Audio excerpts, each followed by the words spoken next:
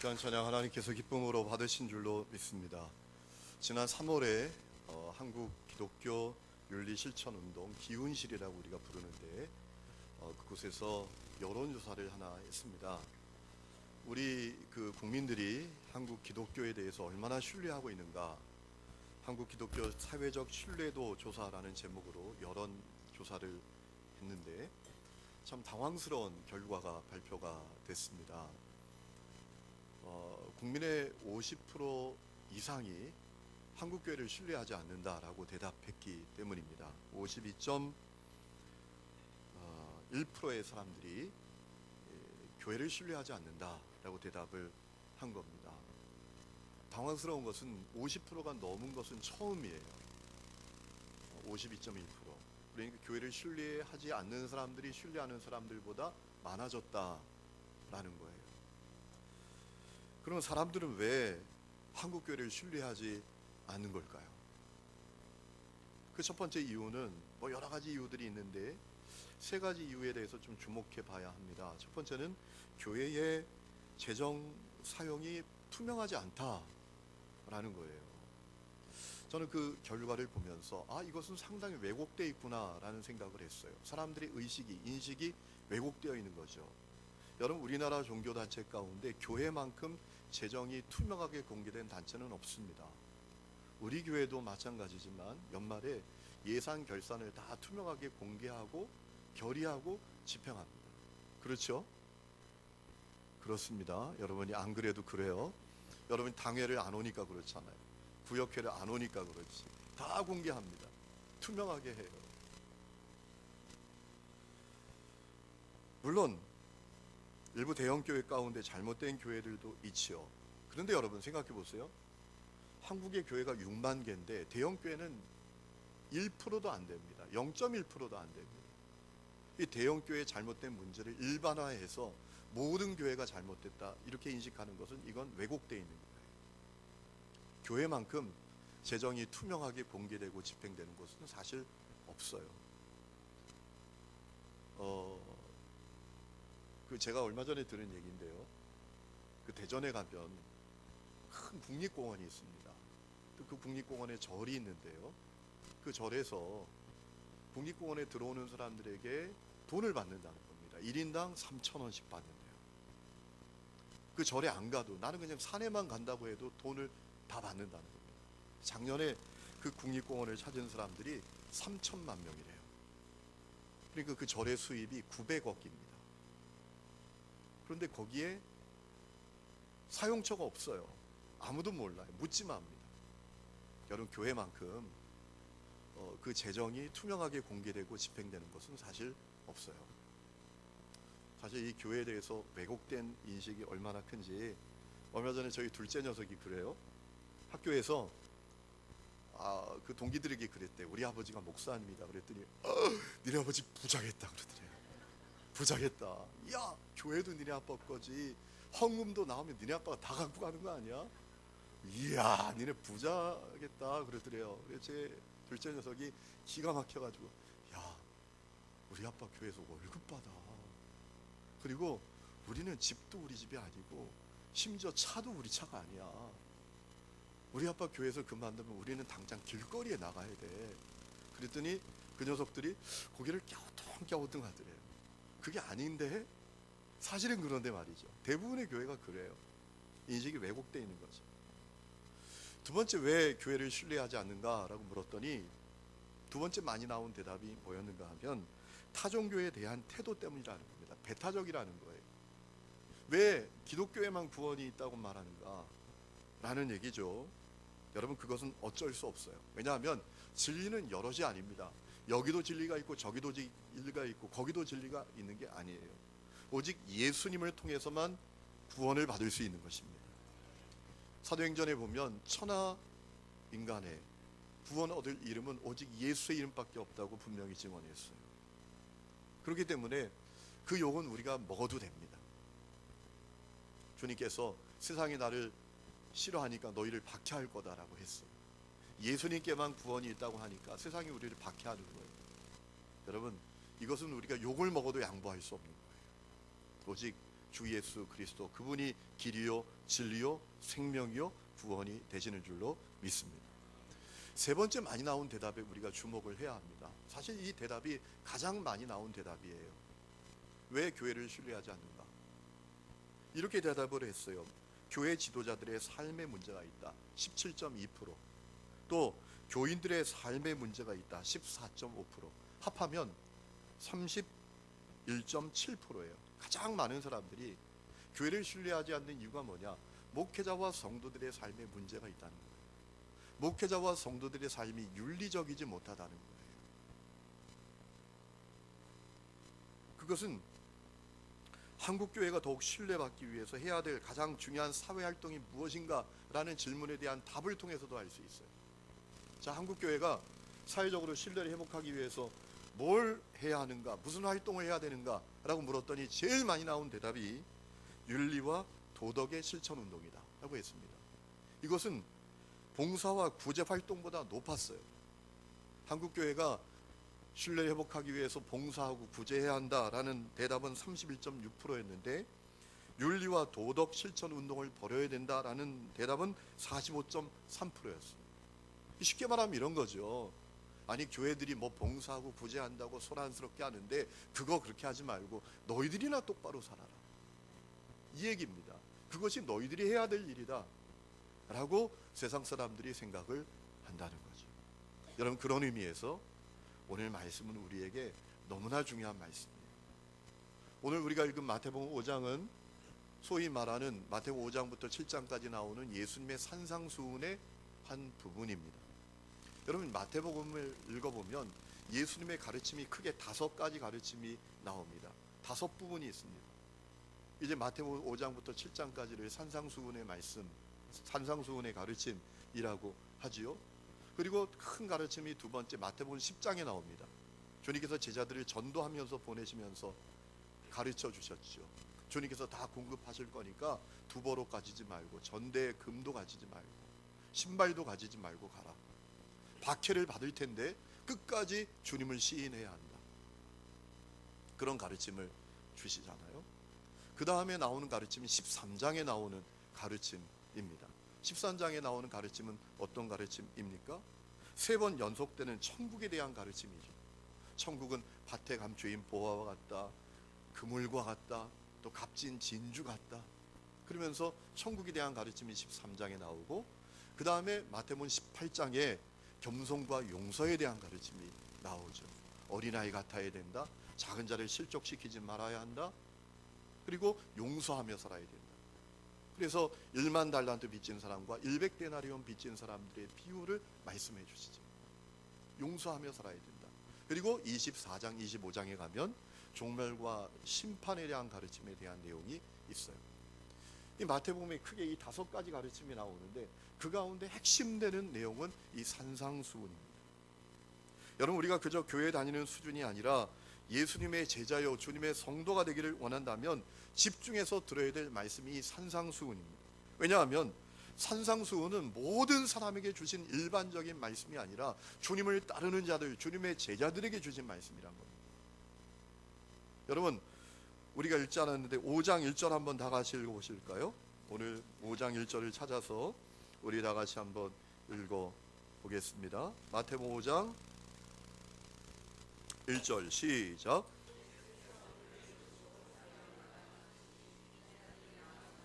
아멘. 예수께서 무리를 바라보시고 산에 올라가 앉으셨을 때 제자들이 나왔다는 말입니다. 그러니까 우리가 이 말씀을 통해서 알 수 있는 것은 이 산상수훈의 핵심적인 청중은 제자들이었다는 거예요. 주님을 따르는 사람들이었다는 거예요. 그러니까 이 산상수훈은 모든 사람들에게 주신 말씀이 아니고 주님을 따르는 사람들에게 하신 말씀이라는 거예요. 이 산상수훈은 모든 사람에게 주신 윤리가 아니라 주님을 따르는 사람들에게 주신 윤리라는 것입니다. 그렇기 때문에 우리가 주의 깊게 들어야 될 말씀이에요. 이 산상수훈은 주님을 따르는 사람들의 삶의 본질과 같은 말씀이고 주님을 따르는 사람들의 삶의 기본과 같은 말씀이에요. 이것이 산상수훈이에요. 여러분, 우리가 살아가면서 그런 생각을 해볼 때가 많습니다. 아, 참 기본이 중요하구나 라는 마음을 가질 때가 많지요. 여러분, 사람이 기본이 돼 있지 않으면, 기본이 탄탄해 있지 않으면 잘못됩니다. 엉뚱하게 되기도 하고요, 부끄러움을 당하기도 합니다. 우리나라가 대표하는 바둑 기사가 있었죠. 조훈현 기사. 여러분이 조훈현 씨가 쓴 책을 보니까 그가 그런 얘기를 하더라고요. 자신이 기본이 얼마나 중요한지를 뼈저리게 느꼈던 때가 있었다는 거예요. 그는 자기 스스로 자기가 바둑을 잘 둔다고 생각을 했대요. 그런데 일본에 가서 야, 내가 정말 기본이 안 돼 있구나, 너무나 끔찍한 창피를 당했대요. 여러분, 이 조은영 기사가 처음으로 일본에 가서 바둑의 정석을 접했다는 겁니다. 그때 내가 얼마나 천방지축인지 깨달았대요. 이 바둑의 정석은 일종의 기본기인데 그것을 모르고 바둑을 두니까 고삐 뿔린 망아지처럼 바둑을 두었다는 거예요. 그래서 일본에 가서 평범한 기사들과 바둑을 떠도 다 자기가 지더라는 거예요. 비참하게 깨지더라는 거예요. 그 이유가 뭔가라고 봤더니 그 일본의 기사들이 말이죠, 바둑의 정석이 튼튼하더라는 거죠. 기본기로 똘똘 뭉쳐있더라는 거예요. 그래서 자기가 야, 기본이 안 돼 있으니까 내가 이렇게 엉망이었구나 라는 사실을 깨닫고 기본을 쌓기에 애를 썼다는 거예요. 그래서 우리나라 최고의 기사가 됐던 것이죠. 여러분, 기본은 영어로 fundamental이라고 합니다. 가장 밑바닥을 말하는 거예요. 여러분, 건물도 가장 밑바닥 기초가 잘 되어 있어야 합니다. 기본이 잘못되면 높이 쌓는 것 같아도 순식간에 허물어집니다. 엉망되고 맙니다. 기본이 중요한 거예요. 여러분, 이 산상수훈은 주님을 따르는 성도들에게 주신 가르침이에요. 윤리예요. 주님을 따르는 성도의 삶의 본질이에요. 주님을 따르는 성도의 삶의 기본과 같은 말씀이란 말입니다. 여러분, 이 말씀을 들으면서 여러분 가운데 당황스러운 마음을 갖는 분들이 있을지 몰라요. 아니, 산상수훈이 기본이야? 나는 그것을 이상이라고 생각했는데, 실천할 것은 꿈에도 생각하지 못하고 언젠가 때가 되면 내가 한번 실천해 볼 수 있겠지라고 생각했던 말씀이었는데 산상수훈이 기본이야? 이렇게 당황하는 분들이 계실지 몰라요. 여러분, 이 산상수훈을 우리가 쭉 읽다 보면 우리를 참 당황스럽게 하는 말씀이 얼마나 많이 나옵니까? 예수님께서 그런 말씀을 하셨죠. 우리는 살인하는 정도가 아니라 형제에게 혈기도 부리지 말고 욕도 하지 말아야 한다라고 했습니다. 만일 그렇게 하면 지옥불에 던져질 것이라고 했어요. 여러분, 오늘 우리가 읽지 않았지만 21절 말씀을 한번 보십시오. 여러분 눈으로 읽어보세요. 제가 입으로 읽겠습니다. 옛사람에게 말한 바 살인하지 말라. 누구든지 살인하면 심판을 받게 되리라 하였다는 것을 너희가 들었지만 나는 너희에게 이르노니 형제에게 노하는 자마다 심판을 받게 되고 형제를 대하여 라가, 번역하면 바보, 멍청이, 더 직역하며 돌대가리 라고 하는 사람은 공회에 잡혀가게 되고 미련한 놈이라 하는 자는 지옥불에 들어가게 될 것이다 라고 하셨어요. 그뿐만 아니라 예배보다 화목한 것이 더 중요하다라고 했습니다. 누구 마음 아프게 하고 누구 눈에 피눈물 나게 하고 드리는 예배, 아무 쓸데없는 것, 아무 소용없는 것이라고 했습니다. 예배보다 화목이 더 중요해요. 관계 회복이 더 중요해요. 여러분, 23절 말씀 보세요. 예수님께서 이렇게 말씀하셨잖아요. 그러므로 예물을 제단에 드리려다가 거기서 내 형제에게 원망들을 말한 일이 있는 것이 생각나거든 예물을 제단 앞에 두고 먼저 가서 형제와 화목하고 그 후에 와서 예물을 드리라 라고 했습니다. 누구 마음 아프게 했다면 그 문제 가서 먼저 해결하라는 거예요. 누구 눈에 피눈물 나게 했다면 그 문제 먼저 해결하고 와서 예배 드려야 한다는 거예요. 그렇게 하고 예배 드려봐야 아무 소용없다는 거예요. 그 예배 헌일이라는 것입니다. 여러분, 그러니까 이 말씀이 우리에게 얼마나 이상이라고 느껴집니까? 우리는 보통 누구 눈을, 마음을 그렇게 아프게 하고도 와서 웃고 떠들고 예배만 잘 드리잖아요. 이 말씀은 이상이라고 생각하는 거예요. 꿈 같은 말씀이라고 생각하기 때문에 그렇지 않나요? 또 예수님은 간음죄 짓는 정도가 아니라 마음으로부터도 거룩한 삶을 살아야 된다고 하셨어요. 여러분, 오늘 말씀 우리가 읽지 않았지만 27절 말씀 보세요. 또 간음하지 말라 하였다는 것을 너희가 들었으나 나는 너희에게 이르노니 음욕을 품고 여자를 보는 자마다 마음에 이미 간음하였느니라. 간음죄 안 짓는 정도가 아니라 마음부터도 정결한 삶을 살아야 된다라고 하셨어요. 또 어떻게 말씀하셨습니까? 도무지 끊어지지 않는 죄가 있어요. 내 몸이 반복죄를 계속 짓습니다. 그러면 그 몸을 잘라버리고서라도 거룩한 삶을 살아야 된다라고 했어요. 여러분 30절 말씀 보세요. 또한 만일 너의 오른손이 너로 실족하게 하거든 찍어내버리라. 내 백체 중 하나가 없어지고 온몸이 지옥에 던져지지 않는 것이 유익하니라 라고 했습니다. 내 몸이 반복적인 죄를 지어요. 그러면 그 몸을 잘라버리라는 거예요. 그 정도로 거룩을 살아내야 된다. 거룩에 대해서 목말라야 한다 라는 말씀이죠. 그것뿐만이 아닙니다. 도무지 마음에도 안 들고 내 스타일도 아니고 잘못된 만남이라고 여겨지는 배우자라고 할지라도 그가 헤어지는 것을 원하지 않는다면 존귀 여기고 사랑하며 살아야 한다는 것입니다. 여러분 31절 말씀 보세요. 또 일렀을 때 누구든지 아내를 버리려거든 이혼 증서를 줄 것이라 하였지만 나는 너희에게 이르노니 누구든지 음행한 이유 없이 아내를 버리면 이는 그로 간음하게 합니다. 내 아내가 만일 바람을 피웠다면 이혼까지 갈 수도 있지만 그렇지 않다면 내 스타일이 아니고 야 이건 결혼해 보니까 잘못된 만남이야 헤어져야 되겠어 이거 안 된다는 거예요. 그가 원하지 않는다면 안 된다는 거예요. 37절에 보면 또 어떤 말씀 하십니까? 손익에 따라 진실을 왜곡하거나 거짓말하거나 말 바꾸지 말고 진실만을 말하고 정직하게 살아야 한다 라고 하시지 않았습니까? 37절 보세요. 오직 너희 말은 옳다 옳다 아니라 아니라 하라. 이에서 지나는 것은 악으로부터 나느니라. 더욱이 눈에는 눈 이는 이로 갚지 말라고 했습니다. 받은 대로 갚으려고 하지 말라고 했습니다. 여러분 38절 보세요.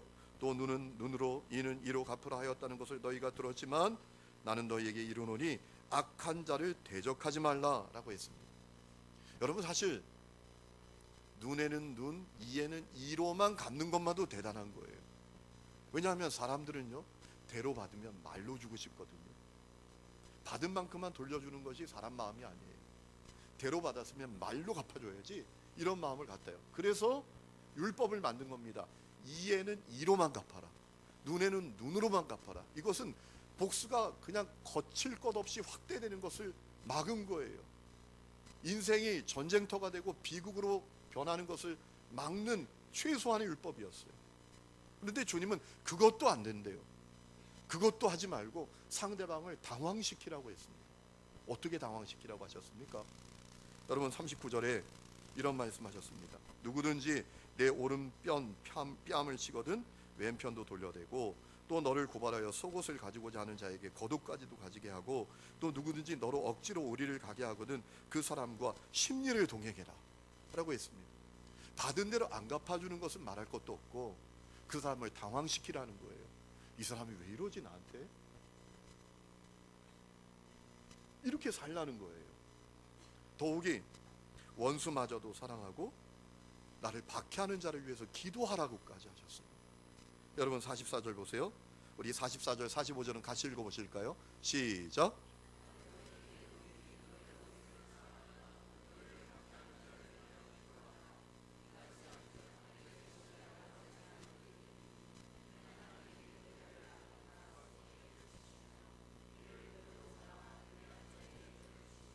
아멘.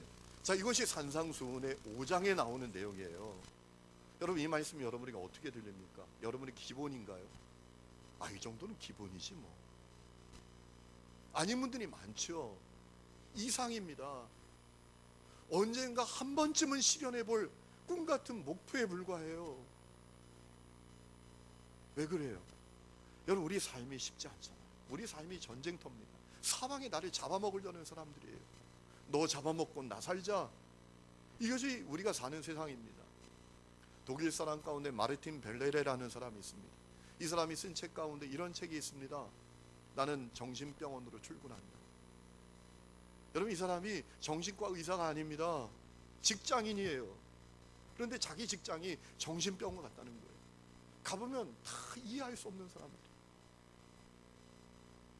이 책의 부제가 참 재미있어요.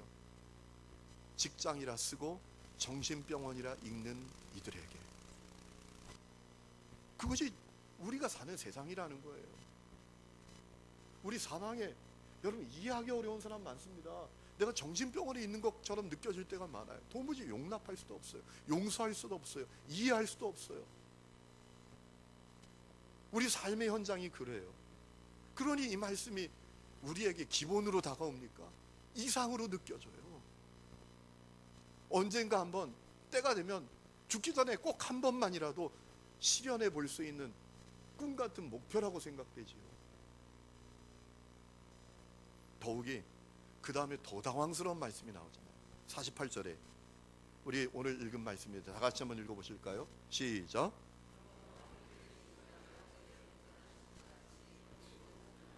아멘.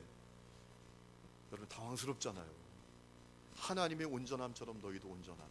이게 말이나 되는 얘기입니까? 이 온전이라고 번역된 히라보는 텔레이오스라는 단어인데 번역하면 완전이에요. 완전. 하나님이 완전하신 것처럼 너희도 완전하라. 세상에 우리가 어떻게 완전합니까? 우리가 어떻게 완전하신 하나님을 따라할 수 있습니까? 우리가 할 수 없는 죄인인데. 여러분 그런데 이 말씀은 우리가 주님처럼 완전해지라는 말씀이 아니에요. 이 텔레이오스라는 단어는 완전이라고도 번역할 수 있지만 성숙이라고 번역할 수도 있습니다. 우리로 하여금 성숙하라는 거예요. 주는 우리가 성숙한 자가 되기를 원한다는 거예요. 여러분 우리가 가끔 아이들을 오랜만에 보잖아요. 근데 예전에는 이 아이가 천방지축이었어요. 자기밖에 모르고 말썽 부르기, 그 사고 뭉치고 그렇게 부모 썩을 썩이던 아이가 확 달라졌어요. 그 아이를 이렇게 보면서 우리가 뭐라 합니까? 야, 그 아이가 성숙해졌어 라고 하잖아요. 여러분 우리가 그렇게 말할 때 그 성숙함이 완전함을 말하는 것입니까? 그 아이가 죄도 안 짓는 완전한 애가 됐기 때문에 성숙하다고 말하는 것입니까? 아니죠. 여러분 하늘에 계신 너희 아버지처럼 완전하라 라는 이 말씀은 우리에게 완전을 요구하는 말씀이 아니에요. 우리가 죄도 안 짓고 실수도 하지 않는 완전함을 요구하는 말씀이 아니라 우리에게 성숙함을 요구하시는 말씀이에요. 어떤 성숙함인가 하면 주님의 성품을 반영하는 삶을 살라는 거예요. 여러분 주님의 성품은 어떤 것입니까? 거룩입니다. 사랑입니다. 온유입니다. 용서입니다. 오름입니다. 의입니다. 믿으십니까? 여러분 그 주님의 성품이 반영된 삶을 살라는 거예요. 여러분 그렇게 해야 합니다. 왜? 오늘 세상 사람들이 교회를 신뢰하지 않습니까? 교인들의 삶에 도무지 주님의 성품을 찾아볼 수 없는, 교회 다닌대요, 목사래요, 장로래요, 권사래요, 집사래요. 그런데 아무리 봐도 주님의 성품이 그에게 반영되지 않아요. 그에게 주님의 성품을 찾아볼 수가 없어요. 똑같아요. 똑같이 냄새나요. 똑같이 편협해요. 똑같이 옹졸해요. 똑같이 용서하지 않아요. 똑같이 욕심부리며 살아요. 똑같이 거짓되게 행해요. 그러니까 신뢰하지 않는 거예요. 우리가 믿는 복음을 저들이 믿기 어렵다는 얘기예요. 주님 우리에게 원하시는 것은 주님의 성품이 우리 삶에 반영되기를 원하시는 것입니다. 46절에 이렇게 말씀하셨잖아요. 너희가 너희를 사랑하는 자를 사랑하면 무슨 상이 있겠는가? 세리도 이같이 아니하느냐? 47절 또 너희가 너희 형제에게만 무난하면 남보다 더하는 것이 무엇이냐? 이방인들도 이같이 아니하느냐? 똑같으면 안 된다. 우리에게 주님의 성품이 반영되어 된다는 것이죠. 여러분 아주 중요한 사실이 있습니다. 여러분 이것을 오늘 말씀 가운데 놓치지 말아야 될 거예요. 우리에게 너무나 중요한 사실이 있어요. 우리는 주님의 성품을 반영하는 삶을 살 수 있는 능력을 가진 존재가 됐다는 것입니다. 여러분 이 사실을 믿으시기 바랍니다. 선포하시기 바랍니다.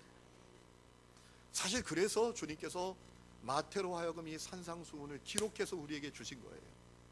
주님의 성품이 반영된 삶을 살 수 있는 존재가 우리가 됐으니까.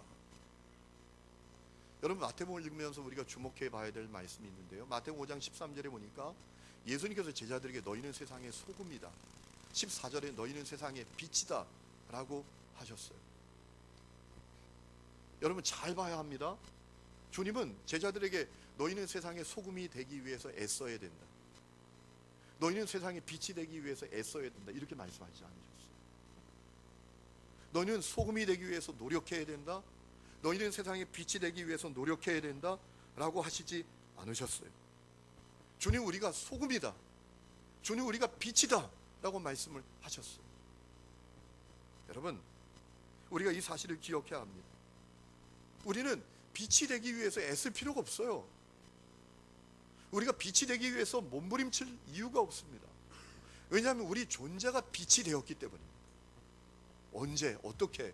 십자가 복음을 만날 때 복음이신 주님의 빛이 우리 가운데 들어온 것입니다. 그래서 우리의 존재는 빛입니다. 아멘. 이 사실을 기억해야 합니다. 우리는 빛입니다. 빛이 되기 위해서 애쓰는 존재가 아니라 우리는 빛입니다. 주님이 선포하셨어요. 너희는 세상의 빛이다, 너희는 빛이다. 우리는 빛입니다. 그렇기 때문에 우리는 빛된 존재로 살면 되는 겁니다. 여러분 가만히 보면 사람은 존재대로 살아갑니다. 존재를 따라 살아갑니다. 도둑놈은 도둑질하면서 삽니다. 왜? 그 존재가 도둑놈이기 때문에. 사기꾼은 사기치면서 삽니다. 왜? 그 존재가 사기꾼이기 때문에. 우리의 존재는 빛입니다. 그러면 우리의 존재를 따라 살면 됩니다. 여러분 마태복음 5장을 읽어보면 주님께서 변화된 우리의 존재를 일깨우는 말씀을 거기 계속 하셨던 것을 봅니다. 우리의 변화된 존재를 일깨우는 표현이 마태복음 5장에 나옵니다. 어떤 표현인가 하면 하늘, 하나님의 나라라는 표현이에요. 여러분 11절 말씀 보세요. 이런 말씀이 있습니다. 나로 말미암아 너희를 욕하고 박해하고 거짓으로 너희를 거슬러 모든 악한 말을 할 때에는 너희에게 복이 있나니 기뻐하고 즐거워하라. 하늘에서 너희의 상이 큼이라. 하늘을 상기시킵니다. 하늘. 우리에겐 하늘이 있다는 거예요. 우리는 하늘 존재라는 거예요. 에베소서도 우리에게 말해주고 있죠. 복음을 만난 우리를 주님이 하늘에 앉히셨대요. 우리는 땅에 있지만 하늘에 앉아있는 존재입니다. 오늘 48절에도 하늘에 계신 너희의 아버지, 우리에게는 하늘 아버지가 있어요. 우리의 존재는 하늘 아버지가 있는 존재예요. 여러분 팔복에도 시작과 끝이 하나님 나라입니다. 심령이 가난한 자는 복이 있나니 천국이 저희 것입니다. 의를 위해서 박해를 받는 자는 복이 있나니 천국이 저희 것입니다. 우리가 어떤 존재인지를 일깨우는 말씀이에요. 우리는 땅에 발을 딛고 있지만 하늘에 있는 존재라는 겁니다. 하늘 아버지가 있는 존재라는 겁니다. 하늘 상을 받게 될 존재라는 것입니다. 우리는 빛이에요. 하늘 존재입니다. 이것을 잊지 말아야 한다는 겁니다. 이것을 기억해야 한다는 것입니다. 여러분 우리가 이 사실만 분명히 기억하면요, 세상 사람들에게 손가락질 받으면서 살 이유가 없습니다. 세상 사람들에게 비난받으면서 살 이유가 없습니다. 내가 빛이야. 나는 하늘의 존재야. 이 사실만 분명히 기억하고 살면 절대 그런 일어날 일이 없습니다. 여러분 내가 빛이라는 사실을 깨달은 사람이, 내가 하늘의 존재라는 사실을 깨달은 사람이 부끄럽게 살 일이 있겠습니까? 거짓되게 살 일이 있겠습니까? 타락한 본성을 따라서 살겠습니까? 불의를 따라서 살겠습니까? 절대로 그렇지 않죠.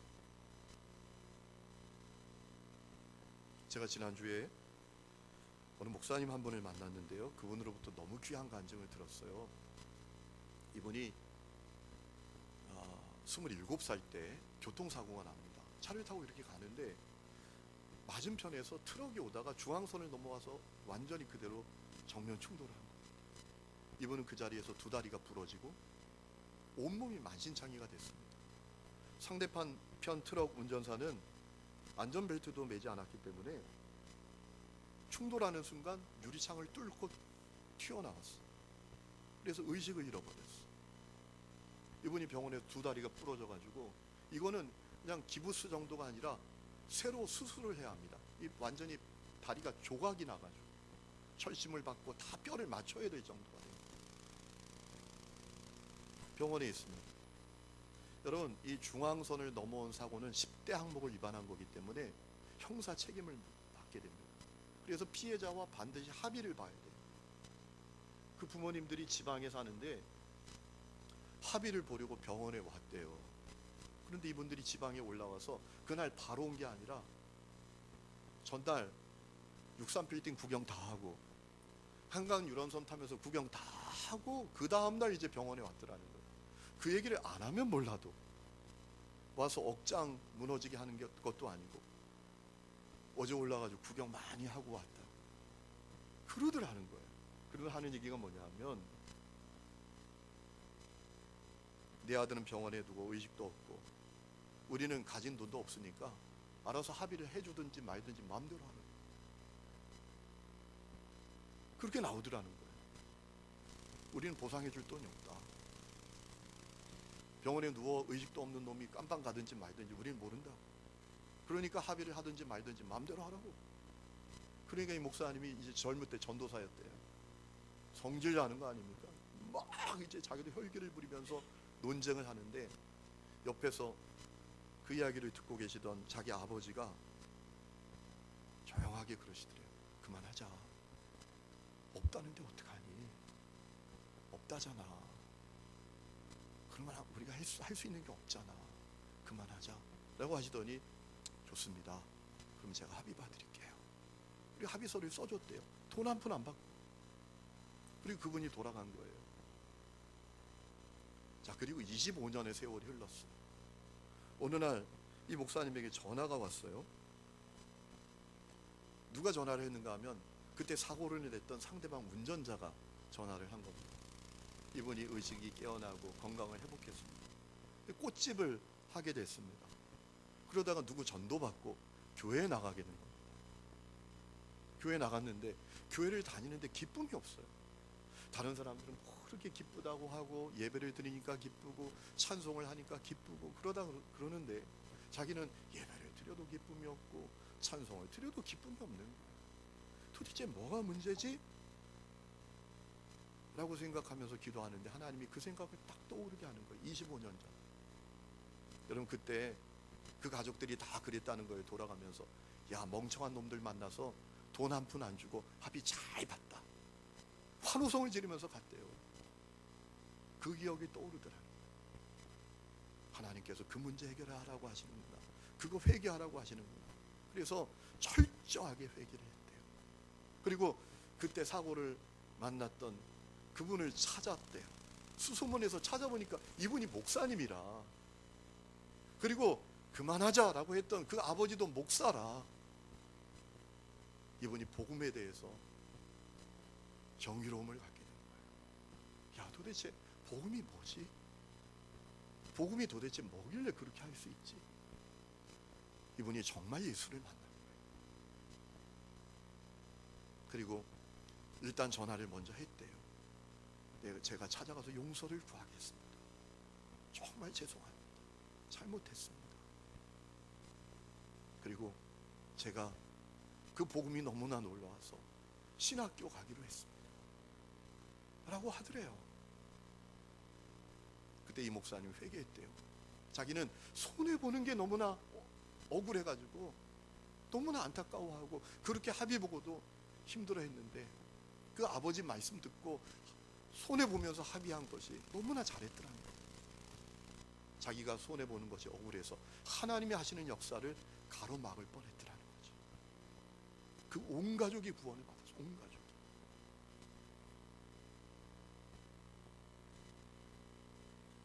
일사후퇴 때 한 남자가 남들 다 피나가는데 은행에 찾아갔어요. 은행에 찾아가서 하는 얘기가 나 돈 갖고 가야 된다고. 은행 직원이 미쳤다고 말해요. 아니 지금 난리통에 사람들 다 피난가기에 바쁜데 당신 무슨 돈을 갖겠다고 하느냐고. 아니라고. 나 돈 갖고 피난 가야 된다고. 나 예수 믿는 사람이라. 나 돈 갖고 피난 가야 된다. 그래가지고 돈 갖겠다고 사정하는 바람에 돈을 이제 갚도록 했다는 거예요. 이분이 피난 내려와가지고 저 제주도에서 정착을 했습니다. 사업 아이템이 생겼어요. 군부대에 군수품을 납품하는 아이템이 생겼는데 기초자금이 2억이 필요합니다. 2억이 어디 있습니까? 돈이 없는데. 이분이 은행에 찾아갔어요. 담보도 없고 보증서 줄 사람도 없는데 은행에 돈을 빌리려고 찾아갔더니 웬걸? 그때 피난이나 가라고 야단쳤던 그 은행 직원이 은행장이 돼 있는 거예요. 자기를 알아보더라는 거예요. 그러면서 무담보로, 무보증으로 그 당시 돈으로 2억을 빌려줬어요. 당신이라면 내가 빌려줘. 당신이라면 빌려줘. 그래서 시작된 회사가 한국유리고 그 회사의 창업주인 최태섭 장로님의 간증이에요.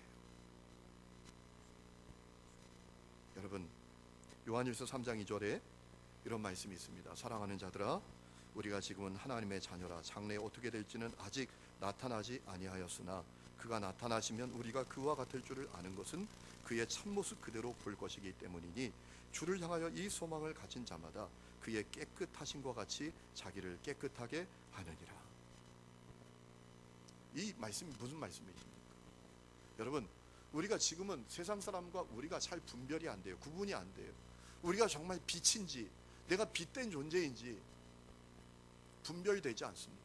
그러나 주님 다시 오시면 우리가 정말 빛이었던 것이, 우리의 존재가 하늘의 존재였던 것이 드러나게 될 것이란 말입니다. 이 믿음과 소망을 가진 사람마다 날마다 자기를 정결하게 깨끗하게 거룩하게 하려고 몸부림치며 살게 될 것이라는 거죠. 여러분, 저는 이 고백이 저와 여러분의 고백이 될 수 있기를 주의 이름으로 축원합니다.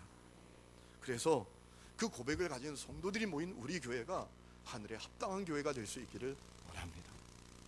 세상 모든 교회가 하늘에 합당하지 않다라고 할지라도 우리 교회 성도들은 하늘에 합당한 성도들이 될 수 있기를 주의 이름으로 축원합니다. 그래서 그 성도들이 모인 우리 교회가 하늘에 합당한 교회가 될 수 있기를 원합니다. 그래서 지금도 여전히 교회가 세상에 소망이라는 사실을 증언하고 드러내는 복된 교회 세우는 성도들 될 수 있기를 주의 이름으로 축원합니다. 기도하겠습니다.